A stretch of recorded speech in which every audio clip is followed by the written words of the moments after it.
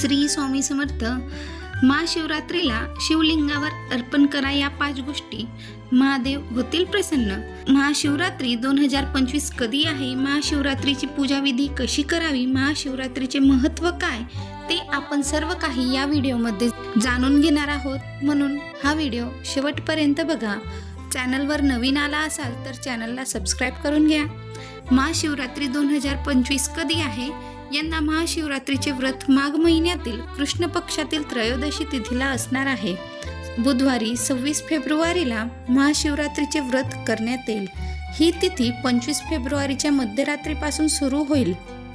महाशिवरात्रीची पूजाविधी कशी करावी? महाशिवरात्रीच्या दिवशी सकाळी लवकर उठून स्नान करावे, तसेच उपवासाचा संकल्प करावा। या दिवशी सकाळ आणि संध्याकाळ भगवान शिव आणि देवी पार्वतीची पूजा करावी, त्यांना नवीन वस्त्र अर्पण करावे। महाशिवरात्रीला विवाहित महिलांनी देवी पार्वतीला शृंगाराचे सर्व सामान अर्पण करावे। महाशिवरात्री निमित्त शंकराला बेलपत्र, भांग, धतुरा अर्पण करावा। तसेच या दिवशी शिव परिवाराला म्हणजेच भगवान गणेश, भगवान कार्तिकेय, भगवान शिव, देवी पार्वती आणि नंदी महाराज यांना वस्त्र अर्पण करा। चला तर बघूया महाशिवरात्रीचे महत्त्व काय आहे।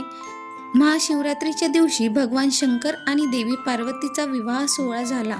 प्रत्येक महिन्यात येणारी त्रयोदशी तिथी ही शिवरात्री म्हणून ओळखली जाते।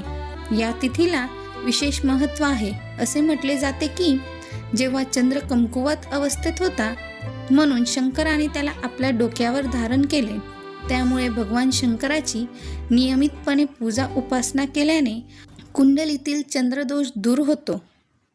हिंदू धर्मशास्त्रानुसार महाशिवरात्रीला भगवान शिव आणि देवी पार्वतीची पूजा केल्यास इच्छित फळ मिळते। इतकेच नाही तर या दिवशी शिवलिंगावर काही गोष्टी अर्पण केल्याने भगवान शिव प्रसन्न होतात असे मानले जाते। असे म्हटले जाते की यामुळे जीवनात सुख समृद्धी येते। जाणून घ्या महाशिवरात्रीला शिवलिंगावर काय अर्पण करावे। पहिला आहे काळे तीळ। ज्योतिषशास्त्रानुसार शिवलिंगावर काळे तीळ अर्पण केल्याने व्यक्तीला सर्व प्रकारच्या त्रासांपासून मुक्ती मिळते। याच सोबतच शनिदोष आणि शनीच्या 7.5ची अनिष्ट परिणाम कमी होतील असे मानले जाते। बेलपत्र। असे मानले जाते की भगवान शंकराला बेलपत्र अर्पण केल्याने आशीर्वाद मिळतो आणि दारिद्र्य दूर होते।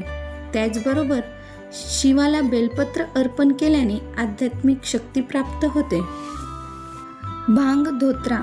शिवपुराणानुसार समुद्र मंथनाच्या वेळी विषाचा प्यालाही बाहेर पडला, मात्र हे विष किंवा हलाहल कोणीही प्राशन करू शकले नाही।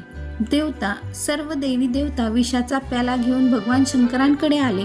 सृष्टीचे रक्षण करण्यासाठी भगवान शंकराने ते विष पिऊन टाकले होते। हे विष प्राशन केल्यानंतर भगवान शिव बेशुद्ध झाले। विषाचा प्रभाव कमी व्हावा म्हणून सर्वांनी शिवाच्या मस्तकावर भांग आणि धोत्रा ठेवला। तेव्हापासून भगवान शंकराला भांग आणि धोत्रा अर्पण करण्याची प्रथा पडली आणि तिला धार्मिक मान्यता आहे। चंदन। महाशिवरात्रीला भगवान शंकराला चंदन अर्पण करणे अत्यंत शुभ मानले जाते।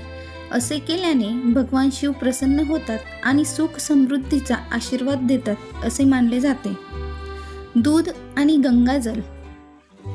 महाशिवरात्रीच्या दिवशी भगवान शंकराला दूध आणि पाण्याने अभिषेक करावा। असे केल्याने महादेव प्रसन्न होतात आणि जीवनातील समस्यांपासून मुक्ती मिळतात।